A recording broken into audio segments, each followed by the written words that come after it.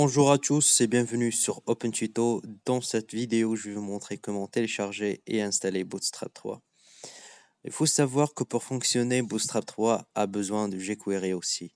Donc, ce que nous allons faire dans un premier temps, c'est de télécharger Bootstrap 3 et jQuery. Pour cela, il faut aller au site du framework Bootstrap et cliquer sur Download Bootstrap et cliquer sur Download Bootstrap encore ici. Donc, il y a d'autres possibilités pour télécharger Bootstrap.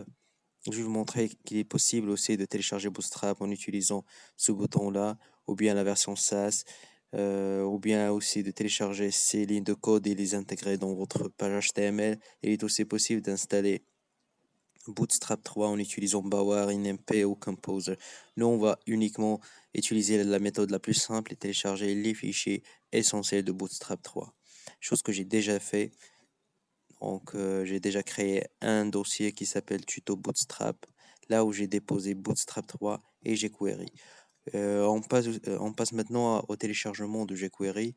Pour cela, il faut aller à jQuery.com et cliquer sur Download jQuery et faire le choix entre la version compressée ou non compressée. Donc, moi, ce que j'ai fait, c'est la version euh, compressée, la version minimisée, là où il n'y a pas d'espace, il n'y a pas de saut de ligne. Le fichier vraiment est lisible, mais ça fonctionne toujours très très bien. Mais on passe maintenant à l'installation. Pour installer, donc, il faut dézipper le fichier que vous avez téléchargé, extraire. On entre ici, dans le fichier CSS, on va laisser uniquement les fichiers dont on aura besoin. Donc, tout ça, ça va être supprimé. On va laisser uniquement le fichier bootstrap.min.css.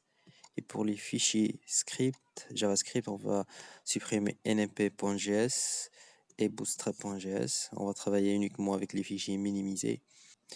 Et pour les fichiers de police, on va les laisser toutes. La seule chose qu'il faut rajouter, c'est de copier ce fichier jQuery et le coller ici, dans le fichier JS. Par la suite, je vais copier ces trois dossiers et les placer à la racine et supprimer les deux fichiers que j'ai téléchargés et décompressés au début. Voilà, nous avons donc téléchargé et installé Bootstrap 3. Dans la prochaine vidéo, je vais vous montrer comment personnaliser Bootstrap parce qu'il est possible de personnaliser Bootstrap. Par exemple, dans mon projet, je sais parfaitement que je n'ai pas besoin des boutons. Voilà. Au moment de téléchargement, je vais ignorer le bouton. Voilà, pour minimiser et alléger mon fichier pour qu'il soit très facile au chargement dans les navigateurs des clients. Donc voilà, c'est tout ce qui concerne cette vidéo. Je vous invite par la suite de lire cet article que nous avons déjà écrit. C'était en 22 mai 2014, mais elle reste toujours valable. Nous avons expliqué pas mal de choses, le contenu de chaque fichier de Bootstrap, les fichiers minimisés, les fichiers CSS non minimisés, le fichier template. Nous avons expliqué aussi c'est quoi la différence entre un fichier minimisé et non minimisé.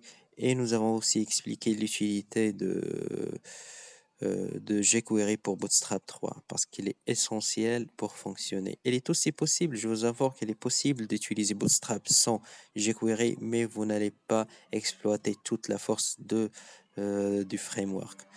À la fin, je vous invite à nous suivre sur Twitter, sur Facebook, sur Google ⁇ et s'abonner à notre chaîne YouTube.